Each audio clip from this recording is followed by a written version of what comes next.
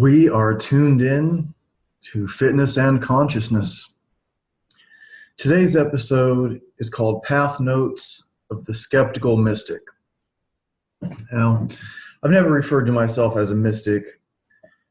I did come up with that name.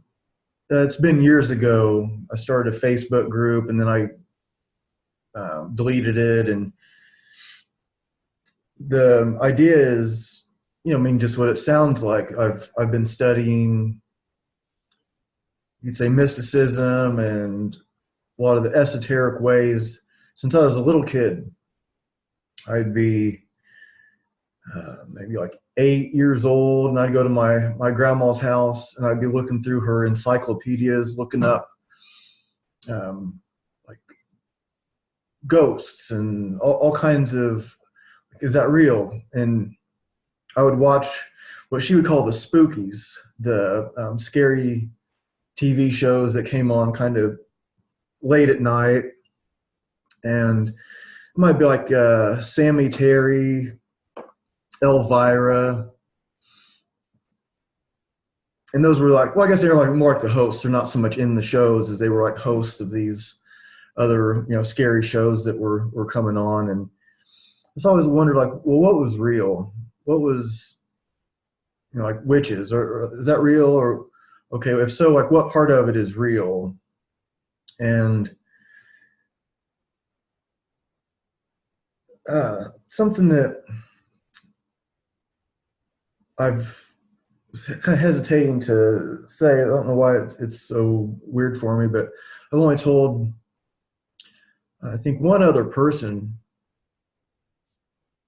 But when I was a kid, like 7 years old, I don't know how old exactly, but I used to, when I would go to sleep, I would, like, I guess, pray to God, or to use my energy when I'm sleeping to help other people around the world. I don't know where I got that idea. I don't think I got it from anywhere, except that was just what I was thinking of at the time. I'd be laying in bed in my room, and I could look out my window into the tree out front, and I could see like the Smurfs in the tree. And I didn't think they were like really Smurfs in the tree, but the leaves and the shadows, and it looked like Smurfs and stuff going on in the tree. But these are the things that I would kind of I would have going on, and I would just ask that God use my energy when I'm sleeping to, help out whoever needed it. I didn't have an idea of exactly how that worked, but I figured if there was any God listening, he'd be able to figure it out.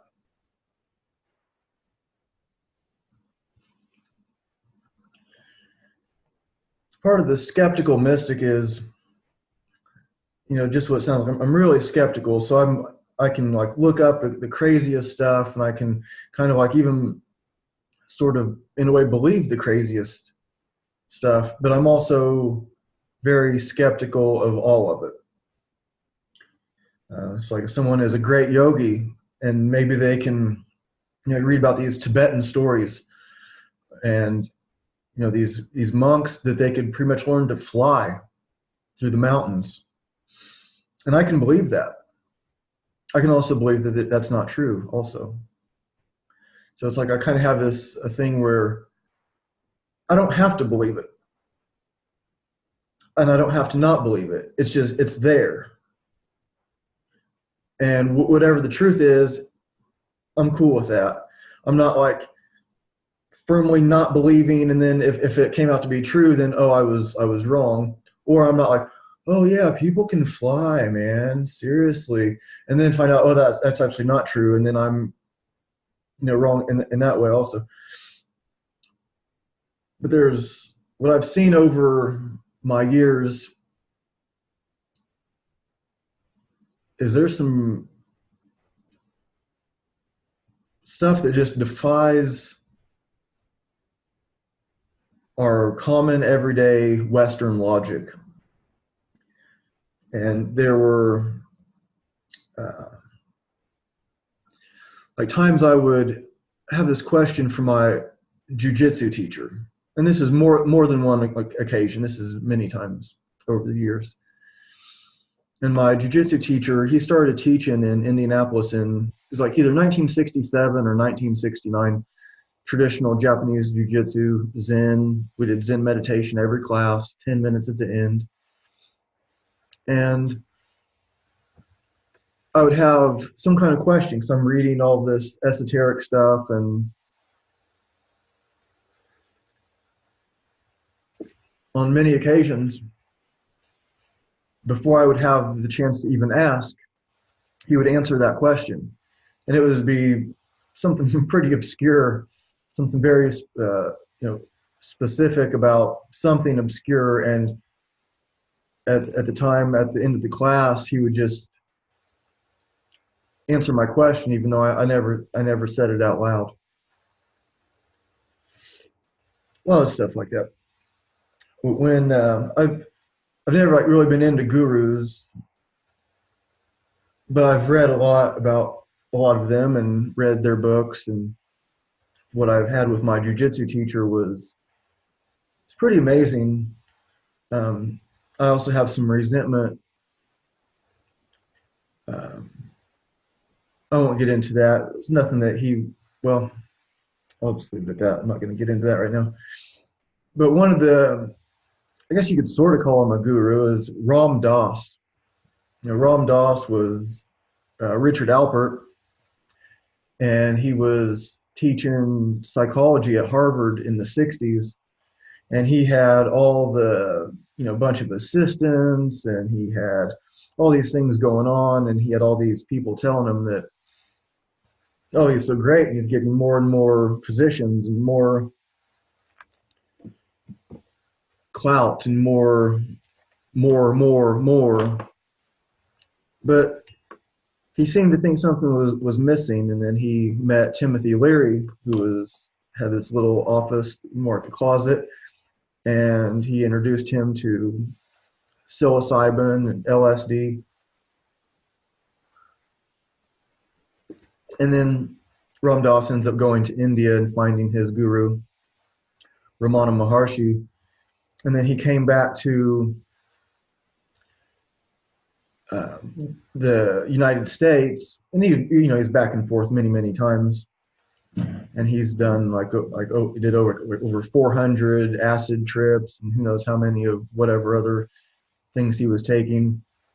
And so when he was in India and he was coming back here, he had already lost his position at Harvard.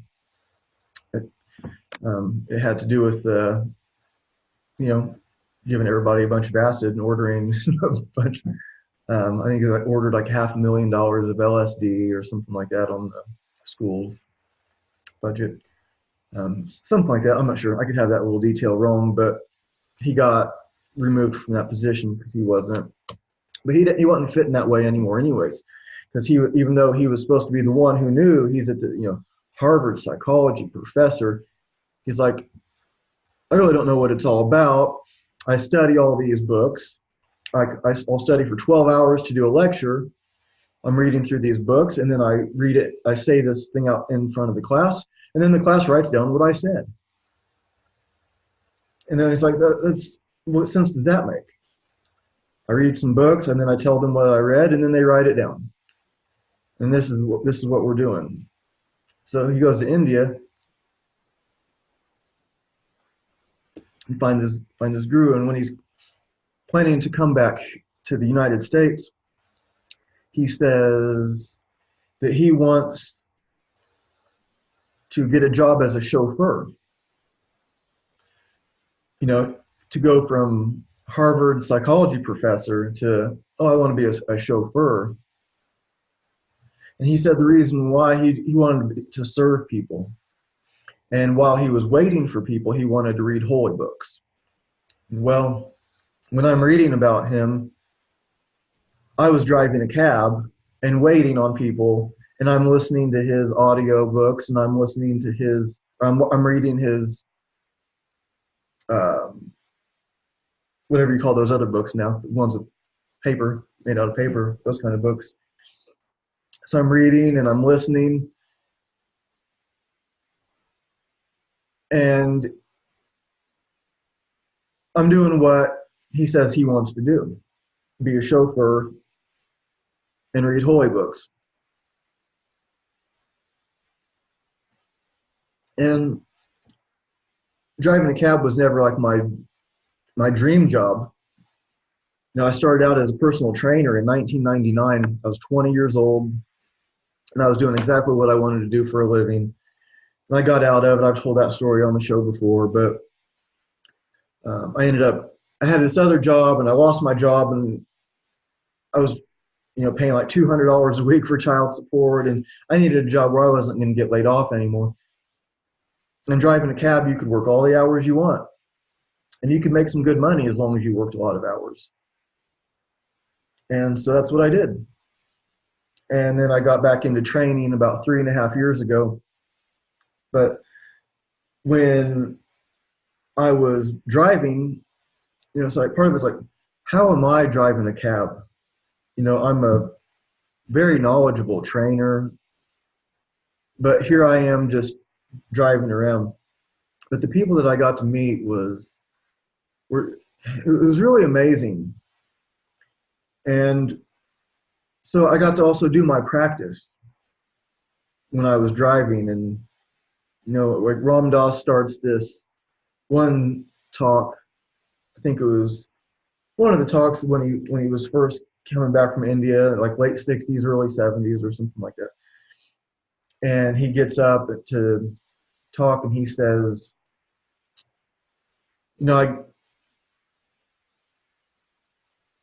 it's not right for me to get up here and think that I'm going to teach you something that you don't already know.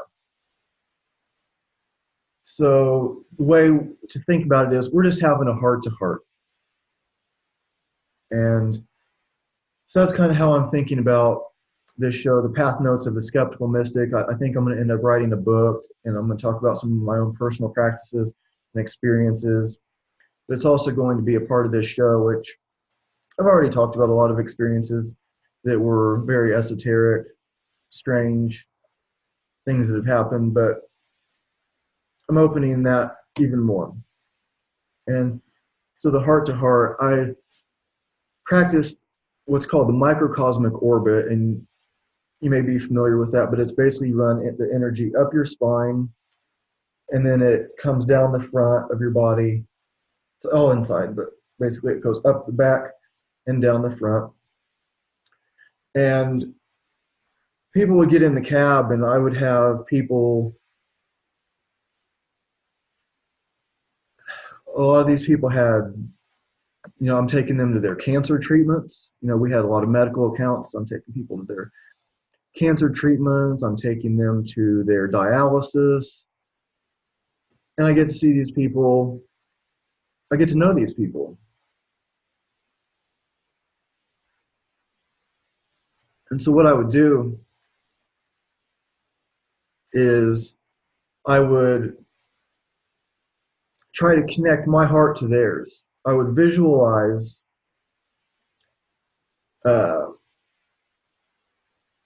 like a stream of energy, like a cord that went from my heart to theirs. And I would also try to connect my microcosmic orbit to theirs. So that would look like kind of like a figure eight. So it goes up my spine. It's like up my spine and down down the front, but also like connecting to theirs. So it's kind of like makes it kind of look like a figure eight of energy. You could imagine that. But also a stream of energy going from my heart to theirs. And there was some interesting things that happened when I would do this, and I'm not telling people that I was doing this, but I picked up this older black man in like South Broad Ripple, and for those of you in Indianapolis, you know where that is, and I think he was like at his girlfriend's house or something like that, going to see his lady friend, and he was, I don't know if I said it, but probably like 70 something. And I pull up and I see her helping him out. and she helps him in the car. And he'd been drinking a lot, and it was during the day. And a lot of times, if well, I'll stick on the story. It was during the day, and so he gets in the car and he's kind of like slumped over, and um, they're she's just kind of helping him in, and she gets out, and he's slumped over, and so I do the thing. I'm connecting my heart to his,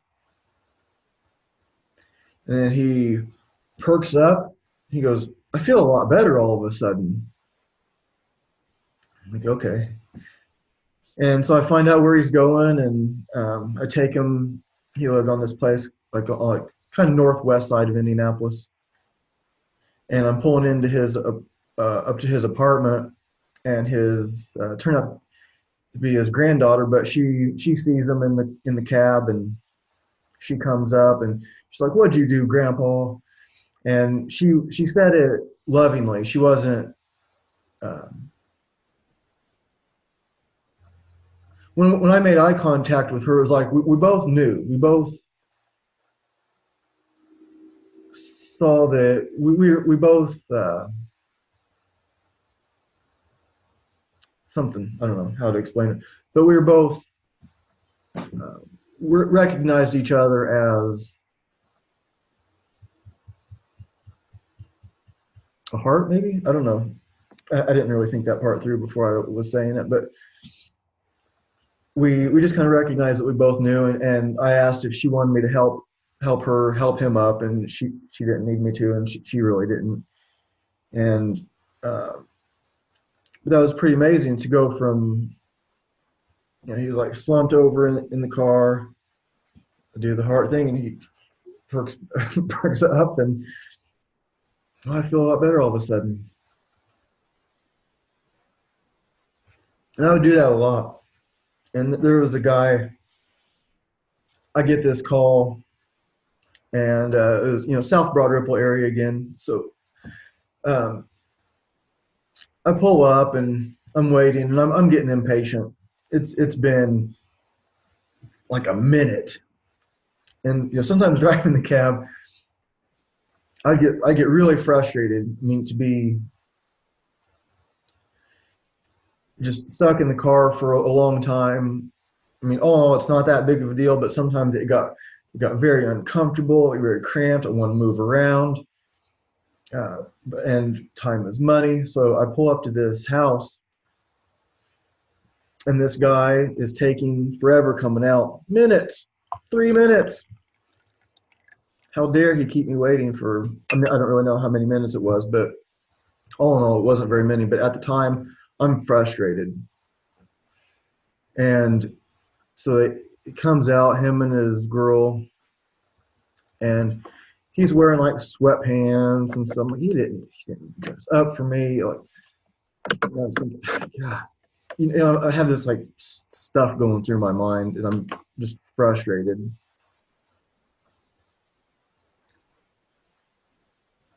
And they eventually get out to the car. Maybe I was waiting 5 minutes, and they get in. I'm like, okay, where are you going? And then they're going to the hospital downtown. Okay. Well, it turned out that guy got shot a couple days ago, a couple days before then. And so all that frustration, all that stuff that I had, and I didn't try to put it on to them that I was frustrated anyway. When they got in, I'm cool. Where are you going? Here's where we are. But up until that moment, I'm frustrated. And even when they get in, I'm still like finally frustrated. And I'm, as an observer, observing myself, I see this whole thing going on anyway. But oh, he got shot a couple days ago. They got mugged walking home from the store. They got tied up with the guy, and he got shot in the stomach.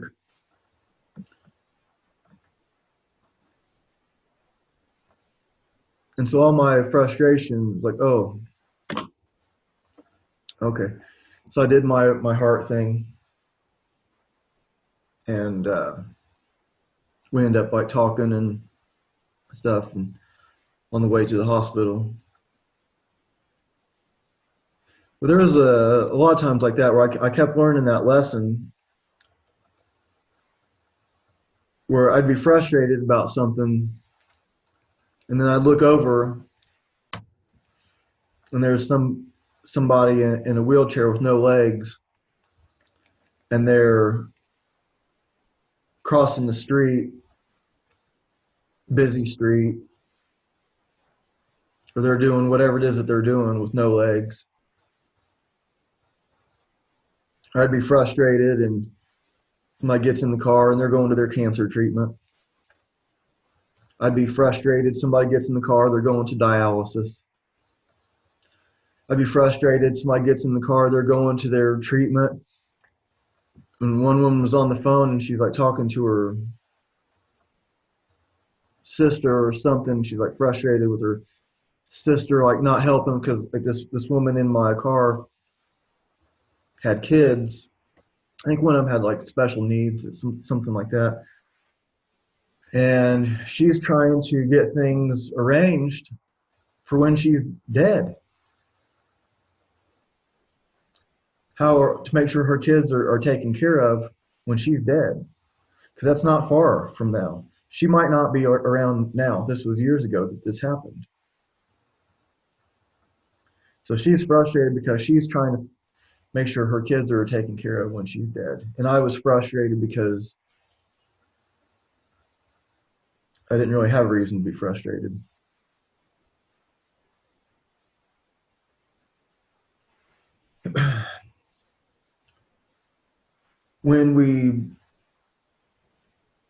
So I kept like wondering, like, why am I in a cab? I drove a cab for 7 years. And, you know, some people kind of like look down at the job for some reason. But you might be surprised what cab drivers actually do.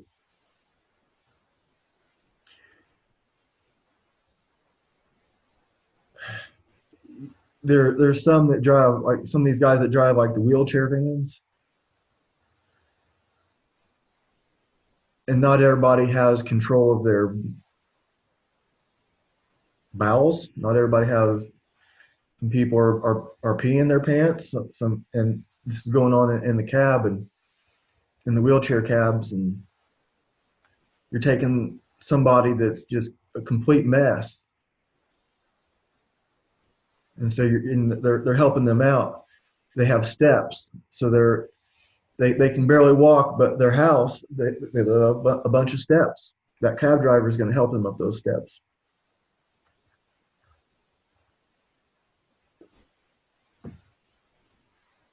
There's a lot that cab drivers do that people may not understand.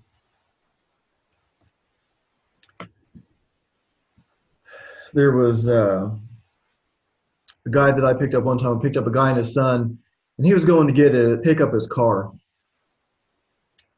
from the shop. And so he's kind of like explaining to his son, you know, what's going on, you know, like. And he said, you know, his son like asked a question about, you know, just like, you know, what's going on right now, this little boy. And this guy was like talking about like what a cab driver is. He's like, cab drivers have a very important job. And he's talking about how, you know, getting people where they need to go. And he made it seem like it was pretty cool to hear him say that, like that. And so he's, you know, not like stay in school, son, or you'll end up being a cab driver. You know, it was like cab drivers have a very important job. And a lot of blind people understand how important cab drivers are. Now maybe times are, you know, also include like the Uber drivers and stuff, but blind people can have, there's accounts and stuff that sometimes they get discounts on their cab fare, and there's stuff. But, you know, getting blind people where they need to go, get them to work, having a cab driver that they can count on to be at their house in the morning to take them to work. on time. You know, it might not seem like a big deal to you, but it's a huge deal to them. Uh, there was a lot that I learned from driving the cab and the people that I met. And, you know, there's like, I call them like the dominoes. Like we hit these like dominoes. You know, you set the dominoes up in all these different shapes and stuff. And it, like these little decisions that we make, these things that happen. Oh, I lost my job. And then, well, I actually, then I ended up getting this other job, which was even better, you know, in ways. And then I met this person who connected me with this, and then this great thing happened. And that wouldn't have happened if that didn't happen, if that bad thing didn't happen. So sometimes, you know, life makes more sense in reverse. We look back and like, oh, I'm really glad I lost my job. That was actually very, very fortunate. It seemed like unfortunate at the time. But I like Ram Dass. This is from a book that he wrote, The Only Dance There Is. I'm not sure if that's backwards. I show it on the. For those of you who don't know, the show is also on YouTube. I know most people just listen on iTunes and a bunch of different audio only sources, but there's the Fitness and Consciousness YouTube channel. But anyways, this book is from Ram Dass, The Only Dance There Is, Talks at the Menninger Foundation, 1970, and Spring Grove Hospital, 1972. You can look around and see that the universe is being kept at the plane it is and isn't going up in smoke at the moment, because when you get on the bus now and then, there's a bus driver who's so high and beautiful that everybody that gets on his bus feels better when they get off the bus than when they got on the bus. He's just driving the bus. He just happens to be Buddha driving a bus. He is not going around saying, I'm appearing in town hall, I'm Buddha. See, he's just being Buddha. He's just doing what Buddha does. And you begin to realize that the earth is full of very high beings who are constantly spreading this other force, you know, creating this other kind of consciousness.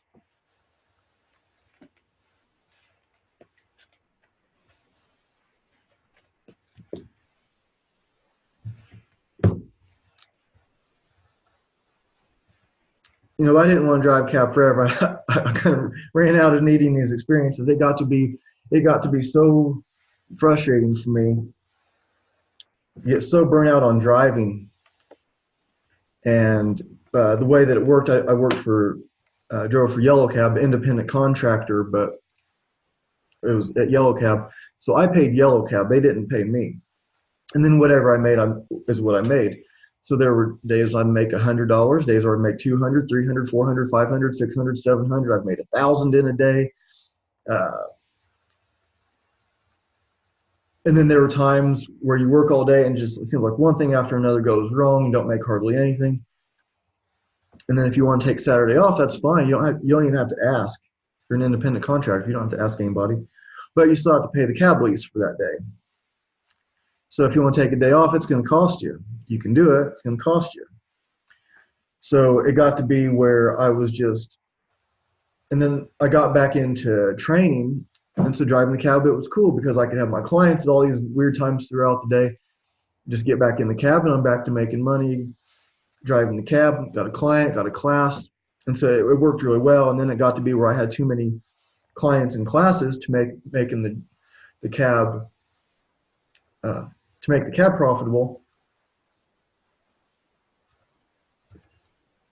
But I wasn't making as much as I would have needed to, or wanted to, from just training to quit the cab. So I was like in this weird position, but as long as I put my hours in, it worked out. Just wake up earlier, stay out later,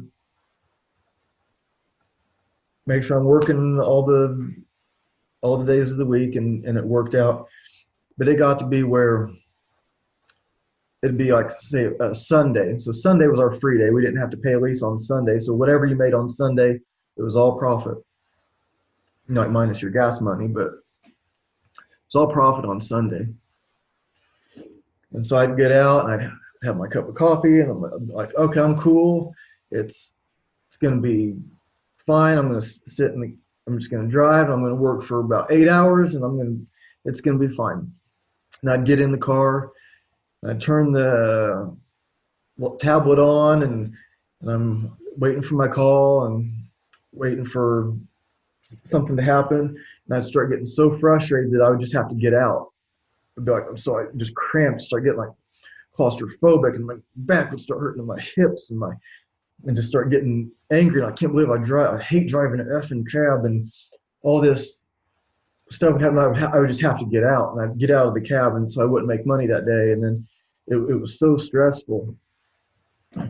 And then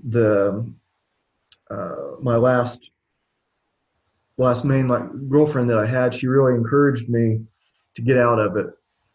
So I was kind of like stuck in this rut. I mean, I had a lot of things going good with training and everything.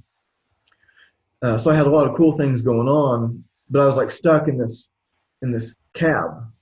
So I'm thinking, well, all I have to do is work more and I'll make more money. Other jobs, you work between this time and this time. It's all you can make. And if I just drive, I can wake up earlier. I can stay out later. I can work 7 days a week. I'm a go-getter. I'm not a lazy guy. I can do this and I can make all this money. But then I would go up to the car and I couldn't stand being in there for 5 seconds. So she really encouraged me. She really helped me in a bunch of ways to just think differently. Like, I actually don't have to drive it. And then in the meantime, like my child support got lower because my daughter turned 19, and so that cut off that much that I had to pay, and it got cut in half, and so that helps. And so a little less stress that way. And then she just helped me to really think different and gave me the opportunity to do something different. And then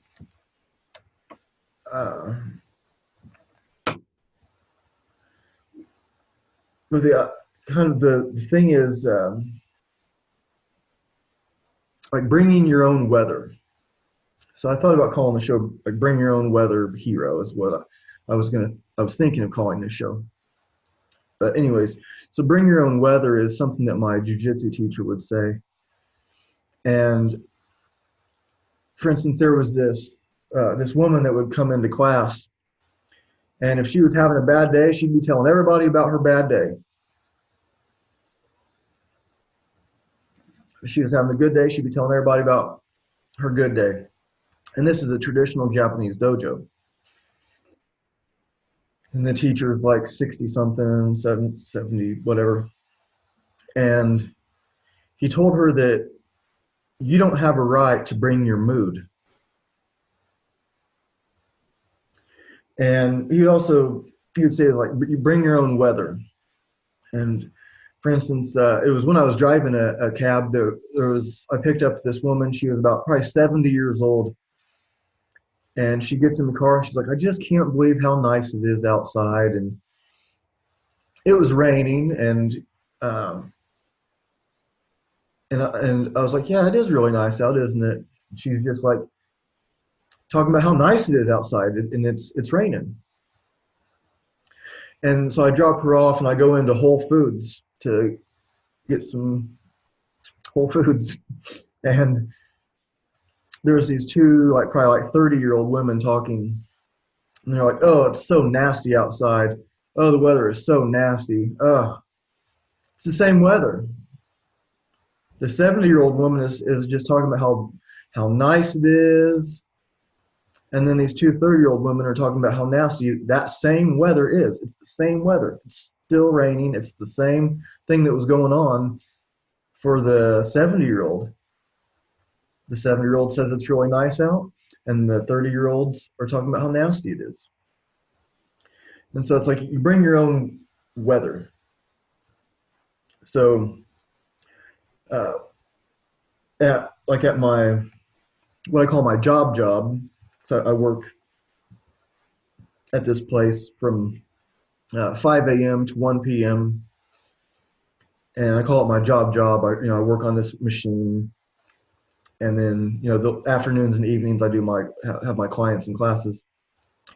Sometimes the main machine operator, he'll get a little bit moody, and he has a lot more responsibility than I do. He has a lot more like pressure and uh, stuff on him, but he'll get like moody, and so he was like barking at me about something.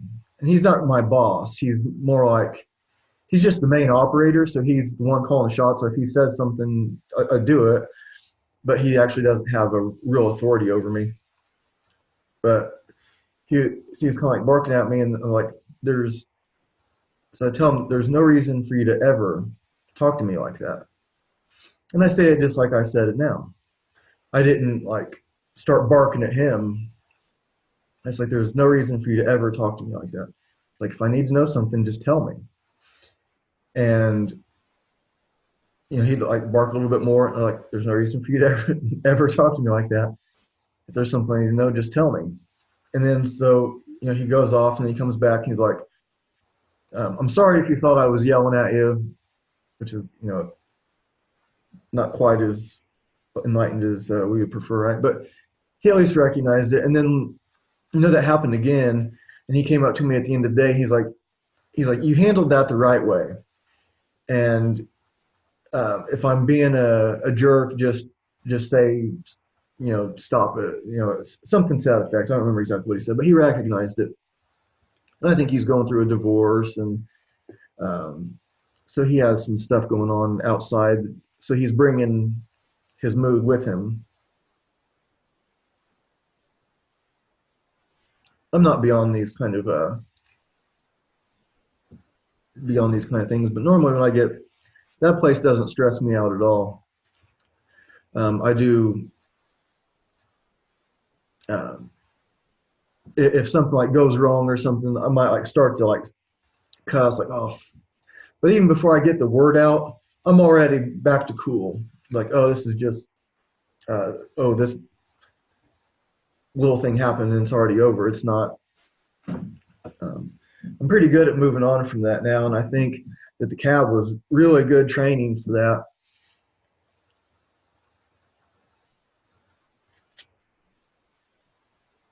And we can get frustrated at our position. I'm somebody that has huge goals. My goal when I first started this podcast was I want it to be, and I made it known. I posted it. My goal is for this to be the best show on the planet for fitness and consciousness related subjects. The best one. And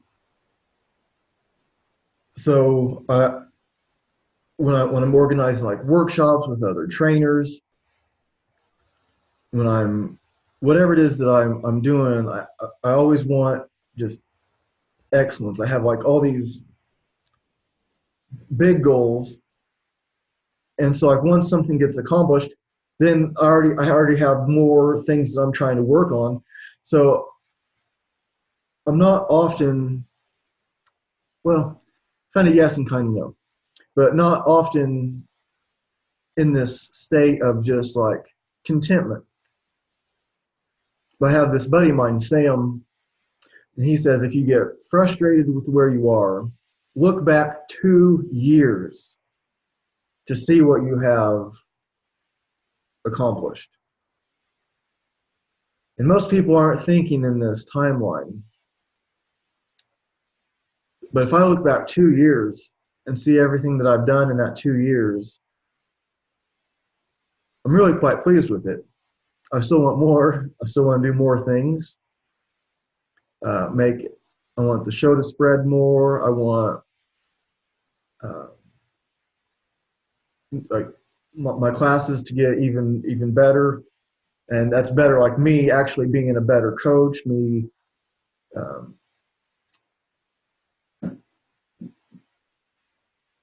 doing more that's like myself. So I think that's what a lot of people respond to. We don't think like, if you like Dave Matthews, you don't like Dave Matthews band because, oh, they sound a lot like this other band. You like Dave Matthews Band because he is unique, and that's what you like. I mean, that's how most people be, right? We like Michael Jordan because he's unique. We like uh, we like things that are unique. Pink Floyd. It's not like, man, they play that one song just like that other band that I like, and that's perfect. No, Pink Floyd is its own thing. There's no other band like Pink Floyd, and so we like that. And how can we get our true selves out of ourselves? Uh, Here's a poem. I just sent it to this friend of mine. I had dinner with her tonight, and we were talking about what's going on in our business stuff. She teaches yoga, but when I got home, I started to prepare for the podcast, and I got this book about Tagore. It's called The Essential Tagore. It has like a biography and poems and stories and everything in it.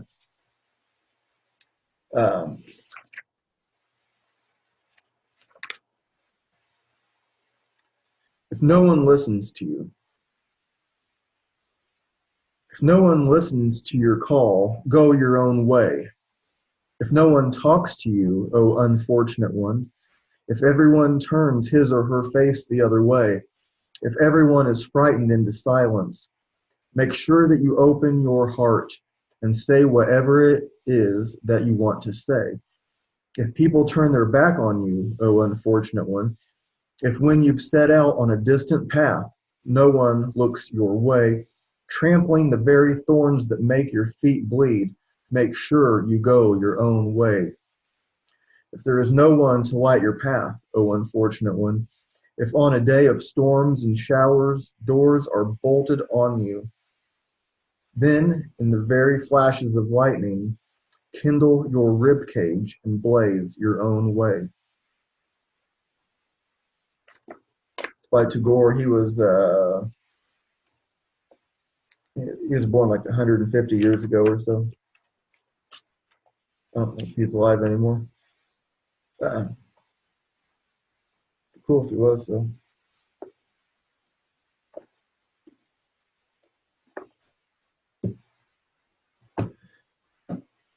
I just got that book from the library not too long ago, and been getting some like Rumi and got Tagore, Kabir, got a bunch of different stuff. I have probably no less than 20 books on my table right now, on my kitchen table of things I need to read. Here's one by Kabir. It's from Ecstatic Poems, versions by Robert Bly.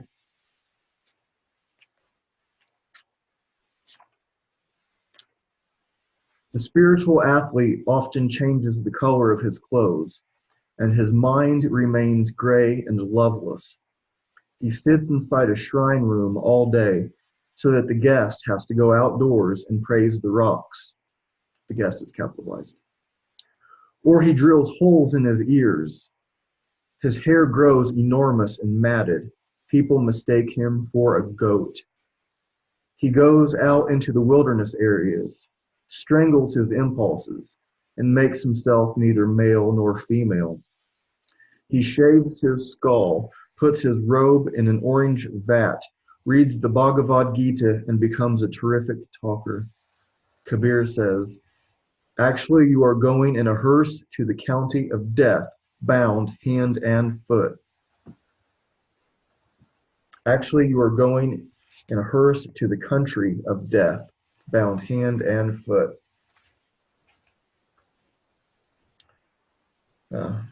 Whatever that means. There was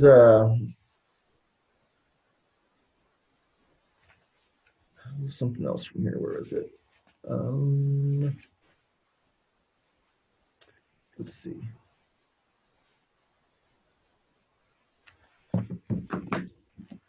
Maybe it was the Rumi one that I was thinking of. I was thinking of having like a random Rumi readings on my on the show.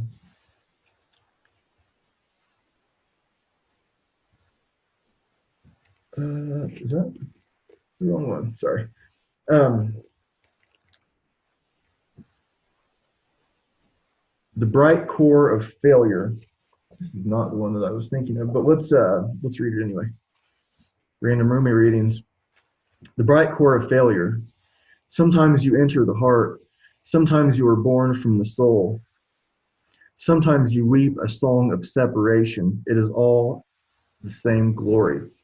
You live in beautiful forms, and you are the energy that breaks form, all light, neither this nor that. Human beings go to places on foot, angels with wings.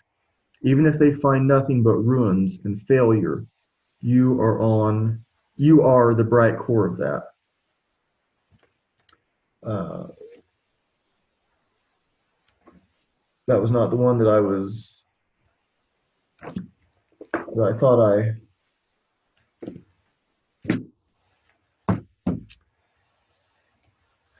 marked, but I think it worked anyway, didn't it? And even if not, it'll be part of my random Rumi readings.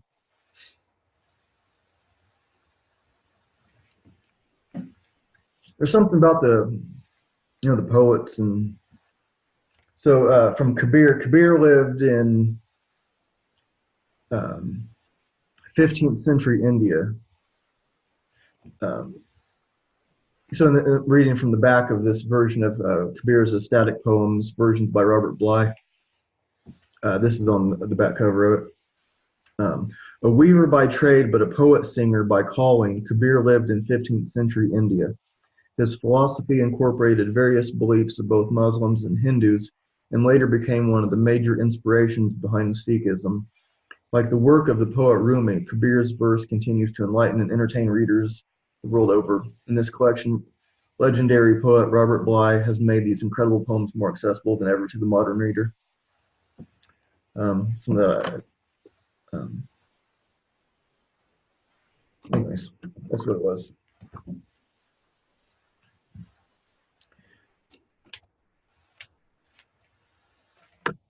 So part of my thinking for the show is like being your own hero, and we all have these like stories to overcome. How many good movies that you see are like, yeah, there was this guy and everything went pretty well. I mean, he was born and always had plenty of money, was healthy, and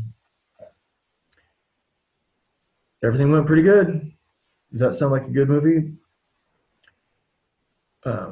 Or I don't play video games, but like when people talk about like playing their video game on like God mode, where they like their character can't die, they beat the game, but there's no satisfaction in it because you weren't really overcoming anything. So we have to, kind of like be our own hero. And Joe Rogan has a good quote. I meant to write it down, but it's something like, talks about the momentum of good decisions. And when my daughter went to college, when she was preparing to leave, I wrote out 101 quotes, like rules to live by, and it's like inspirational quotes and stuff. And a lot of them I made up, and then I started picking ones from some other people, from Joe Rogan to Dr. Seuss. I had a dream, it was last night, maybe the night before actually, that my daughter was kind of coming down this conveyor belt.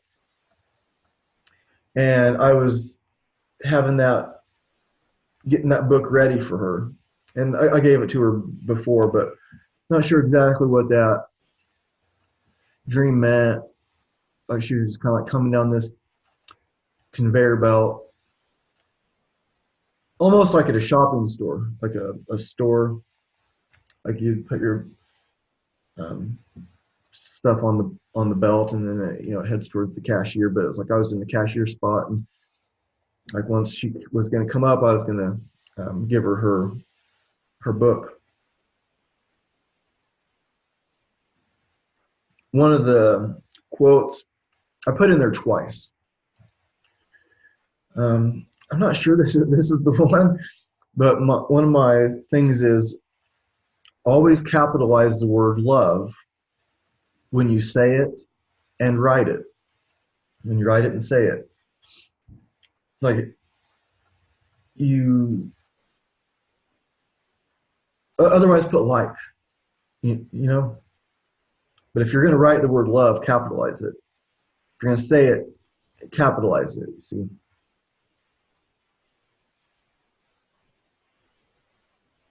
Then there's other things to capitalize.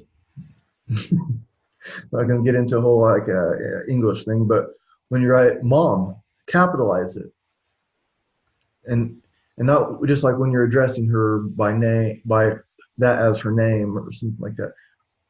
Capitalize mom, capitalize dad, capitalize son, daughter. Write those in. Right, give it a capital letter.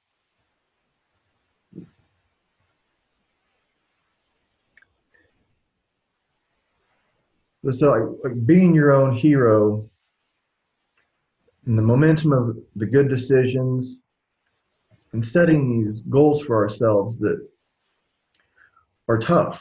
I can't do it right now. But if you work at it, maybe it's in a month, 2 months, 2 years, keep chipping away at it. And then you can pull ourselves out from wherever we are. And then we can help be someone else's hero also. And although it's probably not real healthy to like think of it like that, think of ourselves as a hero. But how can we help somebody? And maybe it's just connecting your heart to theirs. And when I talk about like connecting the hearts, and I'm like concentrating on my energy, going from my heart to theirs, connecting them, it's like a back and forth. I'm not saying that it's because I had like decades of training and now I can do this special thing. You can do it today.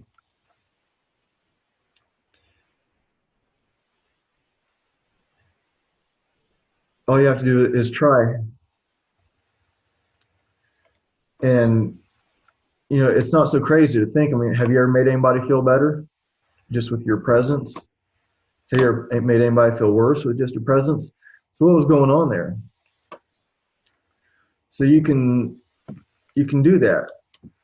And it's like maybe we can get into the more esoteric where there is a literal energetic connection, however esoteric it may be. But if you start thinking that way, you'll become that way. And you'll see the difference. That the examples that I gave, there's more. But I won't get into that. I'm going to start to wrap the show up here. This is a song by the Grateful Dead. It was written by Robert Hunter. The words were written by Robert Hunter and the music by Jerry Garcia. It's one of my favorite Grateful Dead songs. It's called Wharf Rat. Old man down, way down, down, down by the docks of the city. Blind and dirty, ask me for a dime for a cup of coffee. I've got no dime, but I've got some time to hear his story. My name is August West, and I love my pearly baker best, more than my wine, more than my wine, more than my maker, though he's no friend of mine. Everyone said I'd come to no good. I knew I would. Pearly believed them. Half of my life I spent doing time for some other fucker's crime. Other half found me stumbling around, drunk on burgundy wine. But I'll get back on my feet someday, the good Lord willing, if he says I may. I know that the life I'm living's no good. I'll get a new start, live the life I should. All get up and fly away. All get up and fly away, fly away. Pearlie's been true, true to me, true to my dying day, he said. I said to him, I'm sure she's been. I said to him, I'm sure she's been true to you. I got up and wandered downtown, nowhere to go, but just to hang around. I got a girl named Bonnie Lee. I know that girl's been true to me. I know she's been. I'm sure she's been true to me.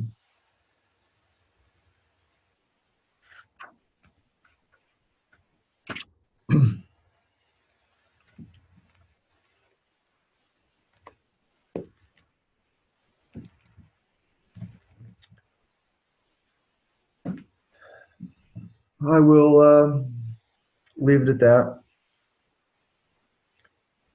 Thanks everyone for tuning in. We'll see you next time.